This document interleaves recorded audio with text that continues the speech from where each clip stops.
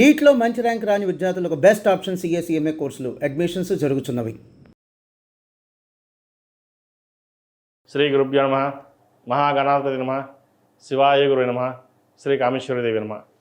Suman TV ప్రేక్షకులకి శుభోదయ శుభాకాంక్షలు. నేను మీ సోమేశ్వర శర్మ. మేషం నుండి మీనం వరకు ఉన్నటువంటి రాశి ఫలితాలు నా పరిజ్ఞానం సహకరించే మేరకు ఈ వారం రాశి ఫలితాలను తెలియజేస్తాను. ఈ రాశి ఫలితాలు ఈ నెల 8వ తారీఖు నుండి 14వ తారీఖు వరకు వర్తిస్తాయి. ముందుగా గోచారం. మేషంలో శుక్రుడు, వృషభంలో రవి, మిథునంలో బుధుడు, సింహంలో కుజకేతువులు, కుంభంలో రాహువు, మీనంలో శని. అలాగే చంద్రుడు తుల, వృశ్చిక, ధనుసు రాశుల్లో సంచారం. ముందుగా మేషరాశి.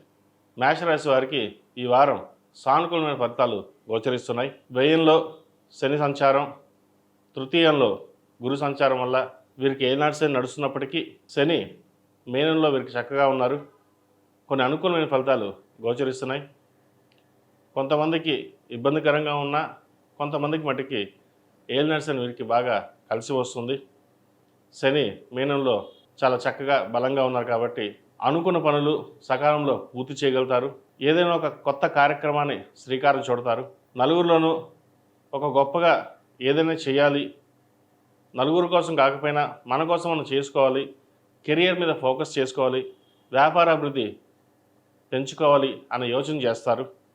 విదేశీ వ్యవహారాలకు సంబంధించి సానుకూలపడతాయి.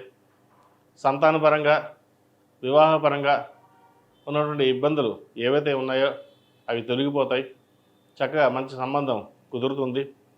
సంతానం కోసం ప్రయత్నం చేస్తున్న వారికి మంచి సంతానం కలుగుతుంది. అయితే వారి ఆరోగ్యం పట్ల చిన్న చిన్న ఇబ్బందులు ఉంటాయి, జాగ్రత్త వహించండి.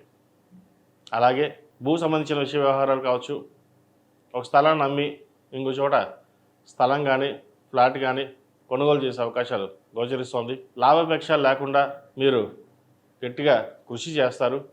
ఆ కృషి ఫలితం ఎక్కువగా మిమ్మల్ని ముందుకు నడిపిస్తుంది.